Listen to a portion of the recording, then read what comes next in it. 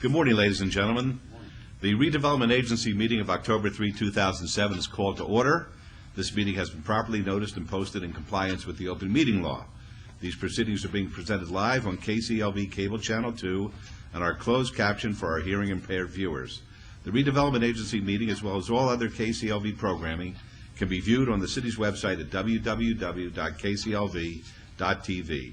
The proceedings will be rebroadcast on KCLV Channel 2 and the web the Wednesday of the meeting at 8 p.m., and also on Friday at 4 a.m., Saturday at 7 p.m., and the following Monday at 1 p.m. The building is protected by a state-of-the-art fire detection and suppression sprinkler system, so if alarms should activate, please evacuate using the exits, and once outside, assemble on the Las Vegas Boulevard side of the property. And employees wearing safety vests will be there, or city marshals, and they'll inform you when to re-enter the building. We just do that as a matter of course to advise the public of the facilities as they exist here today.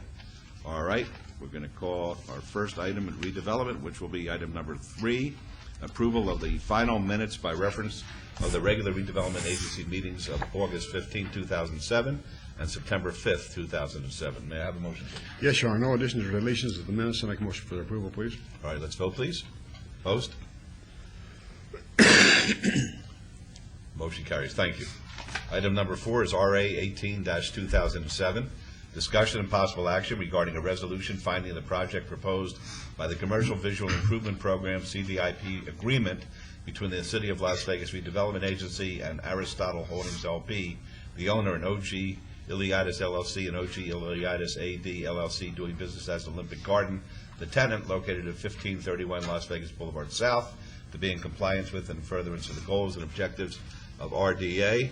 This is in Ward 3, and the item is related to Council Item 54 and RDA Item number 5, which I'll read at this point. RDA Item number 5 is discussion and possible action regarding a commercial visual improvement program agreement between the City of Las Vegas Redevelopment Agency and Aristotle Holdings LP and OG Iliadis LLC and OG Iliadis AD LLC, doing business as Olympic Garden, providing funds to assist with improvements to the building and property located at 1531 Las Vegas Boulevard South. And as I indicated before, the item is related to Council Item 54 and the previously read RDA Item number 4.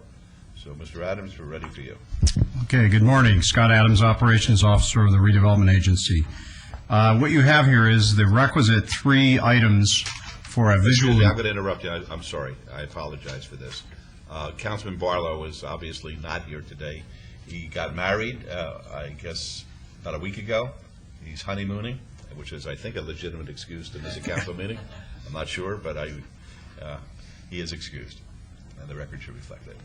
Please go on. Okay, what we have here are 2 RDA items and a companion City Council item that are all the 3 requisite items that make up the things that are needed to be approved for a Visual Improvement Program grant. I would remind you that should you elect to approve the 2 RDA items on this agenda, they don't become effective until you approve the companion item later on in the City Council meeting. These items respect the consideration of a grant application for Visual Improvement Program funds for the Olympic Garden on Las Vegas Boulevard. I have on the overhead some photos, an existing photo showing the before of the existing facility, and then a proposed after shot of what the improvements would look like. It respects signage improvements to this business. The project has, the applicant has made their application. We've reviewed it extensively. It meets all of the technical criteria of the program in the sense that it matching funds are met, the use of the funds are consistent with all the program criteria. The project consists of $132,000 of signage-only improvements, and the request is for $50,000, so there would be the requisite one-to-one match. In this case, there's an overmatch of $89,000 to the $50,000 being requested.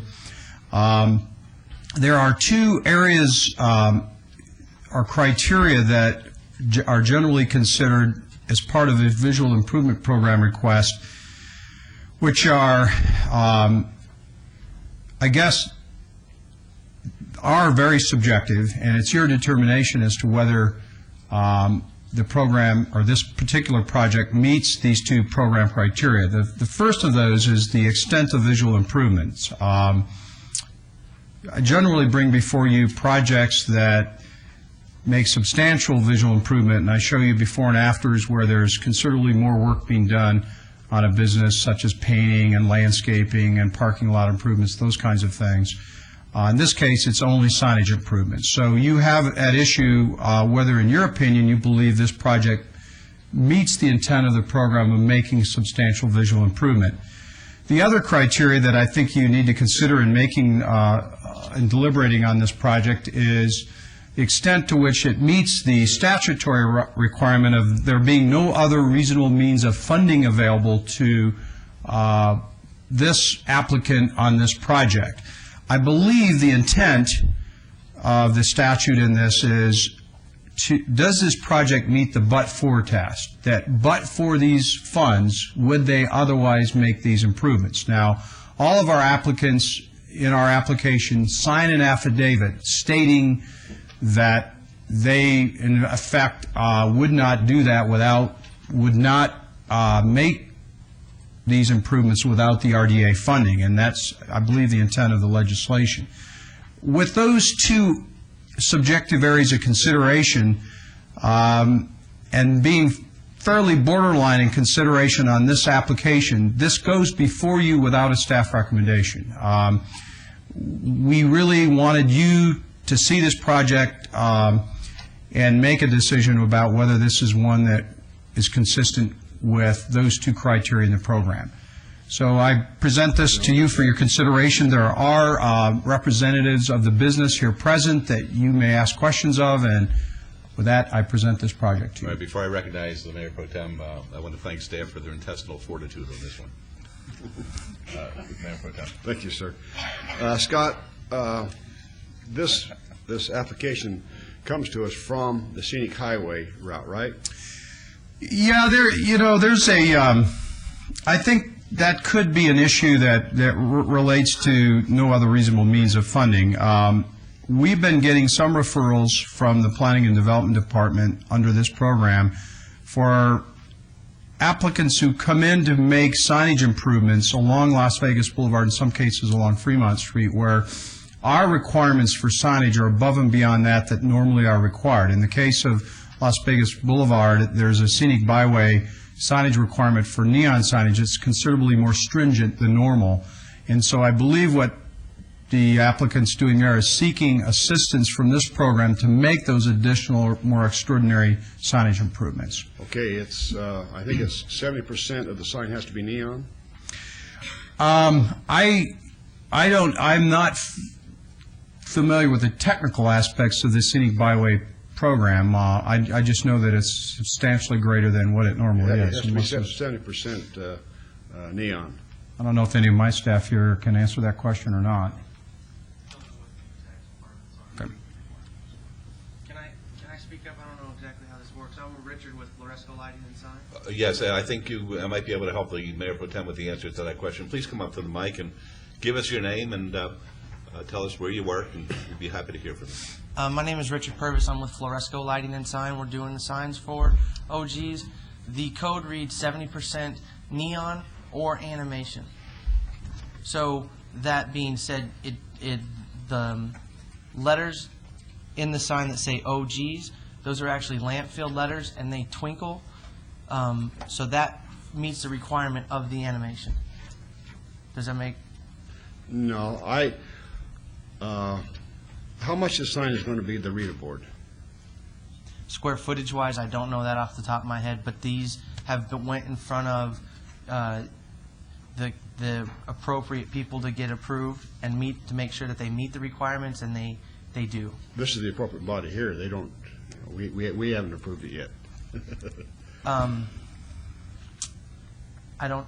Yargo and Flynn Flag have reviewed this, and this design intent meets the redevelopment area requirements in terms of 70% neon and But I want it to be 70% neon. I don't want it to be animated.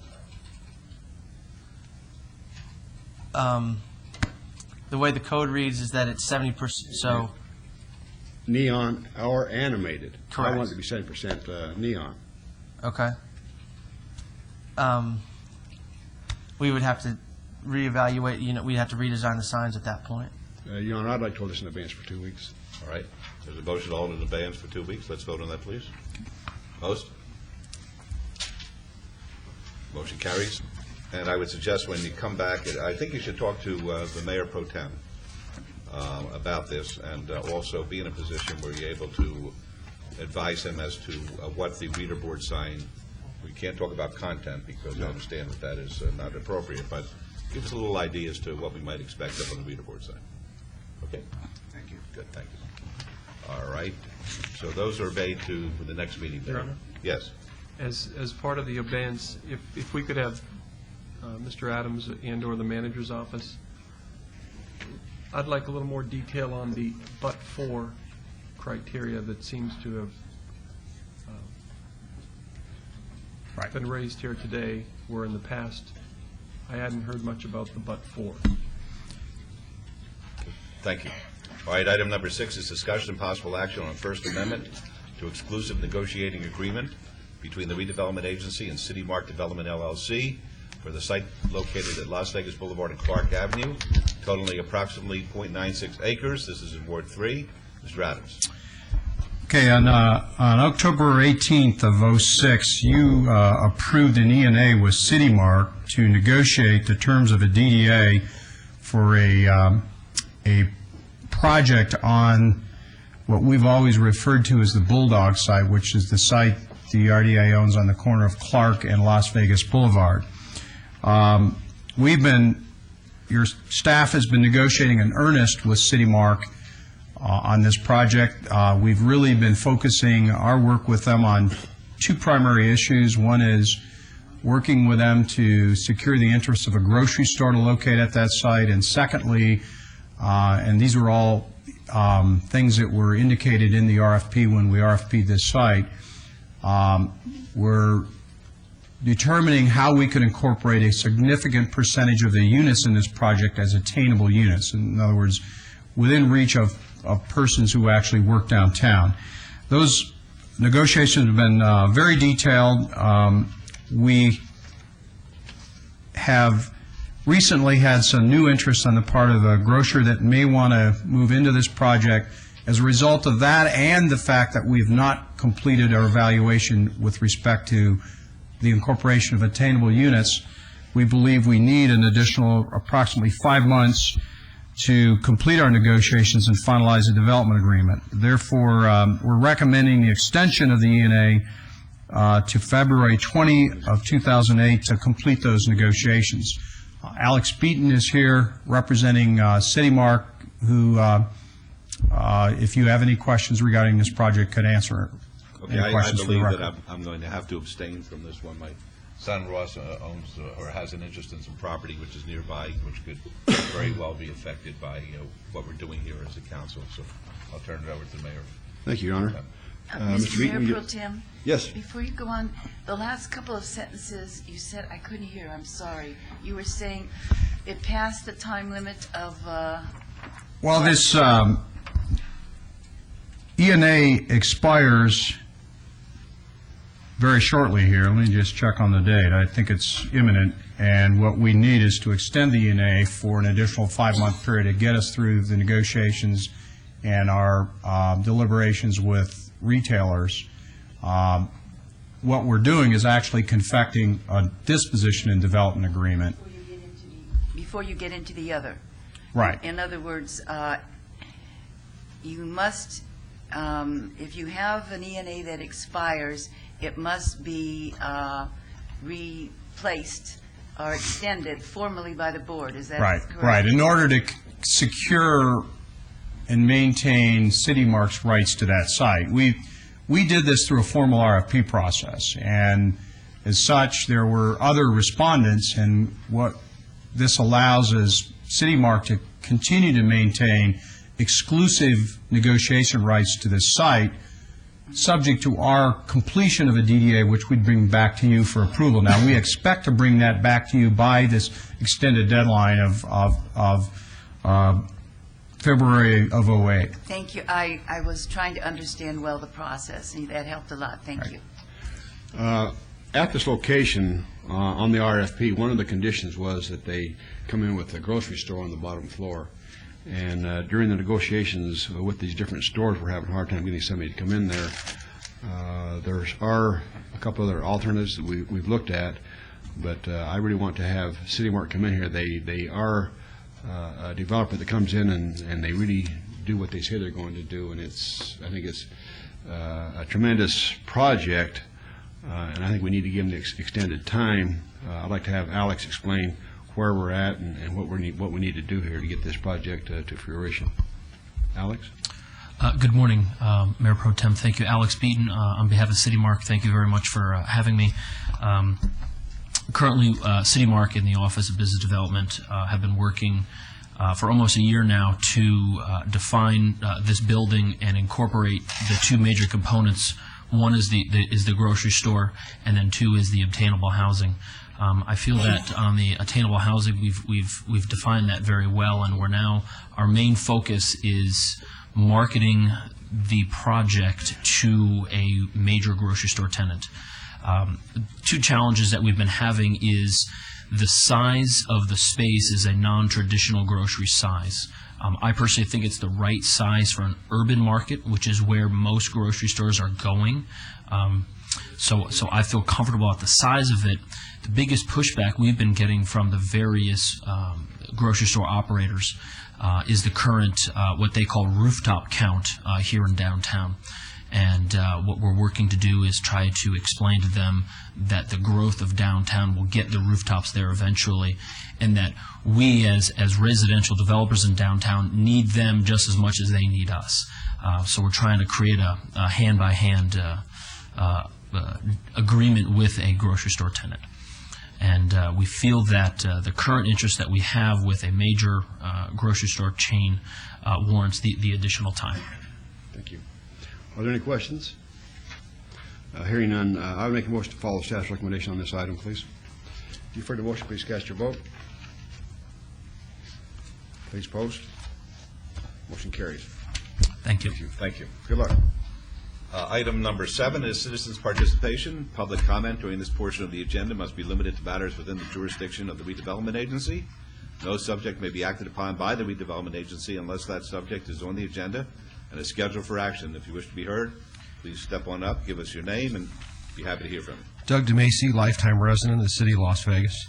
I'm just curious, this company that was just up here seems to be doing a great job over on Jewel, but the city has a number of these exclusive negotiating contracts out there that it seems like they just extend them, and forever we sit here waiting for redevelopment.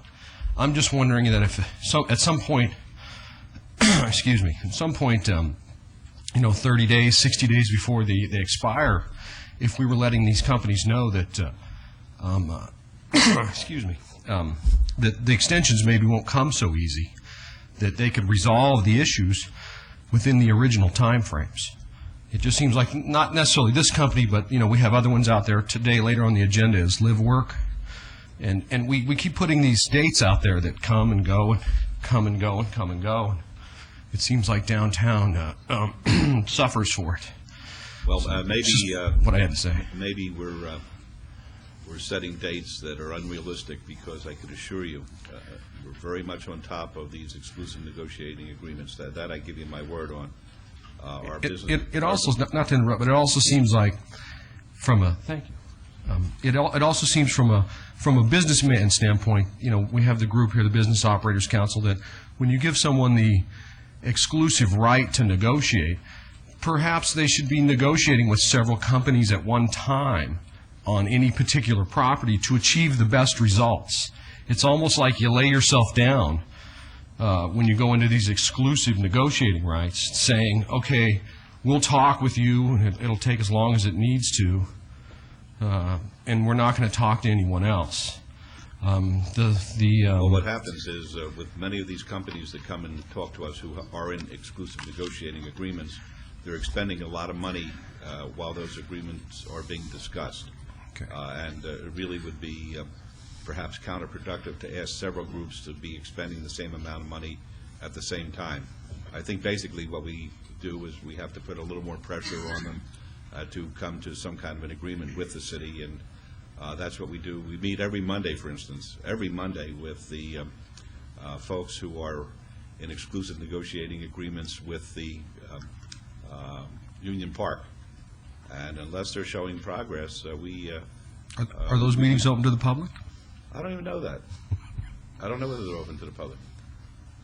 Some of us have more time on our hands than we need, and Typically, they're just staff, and then you show up from time to time. some people like to watch baseball games. Our group likes to go to public meetings. I see. Well, I prefer baseball games myself. Okay. Okay. I understand. Well, it's part of your job to do the public meeting part. Right, but so. there are three baseball games today, and I will Okay. give the public my picks before they begin. And then I'd also like to comment Well, the don't you want to hear my picks? no, Oh, okay. I'm not really a gambling man. I've been here all my life. Okay, well, and I'm not even a psychic. Right. From my point of view, gambling's a house-winning thing. That's what built this great city. So, as a resident, I never have gambled very much. But the museum next door to the building here and the land around it, we see that. I look out here and, I know you mentioned it as a carcass, the Lady Luck. And maybe things have changed. CIM's a great company. I looked at them on the internet, but to watch how long that takes. When I saw them demolishing the Lady Luck, I thought, gee, things are going to take off here. And then to see, there's a hole over there. I saw yesterday, maybe it was fire and rescue doing some training in the building, and there's like a big hole there with just rubble pushed in it. And if you go a couple levels on the parking garage for this building and look down at the site, here year and a half later, it's just right in the center of the core of the city. Here sits this thing just rotting. And we continuously hear that we're doing these exclusive negotiations with these companies. Whenever I read it in the paper, I take the company and put it in the internet and look, and there are all these great companies. REI, CIM, the Forest Group just spent $100 million or something like that with live work, but you don't see anything on the ground level.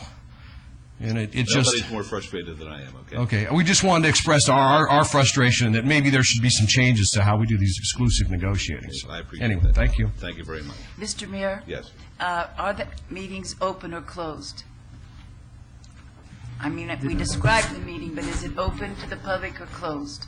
Mayor, Yes. if I may, they're not publicly posted meetings. If someone came there, could they go? Could they come in? Typically not. Okay, then it's closed. That's Yeah. all I needed to know. I just wanted to provide that answer. Okay, very good. Anybody else like to be heard? Be happy to hear from you. You come here, and I know you're very interested in what's happening in the city, and we appreciate you for it. All right, seeing none, then we'll close the redevelopment agency meeting by adjourning, and our morning session with the city council will begin at 9 a.m. on the button.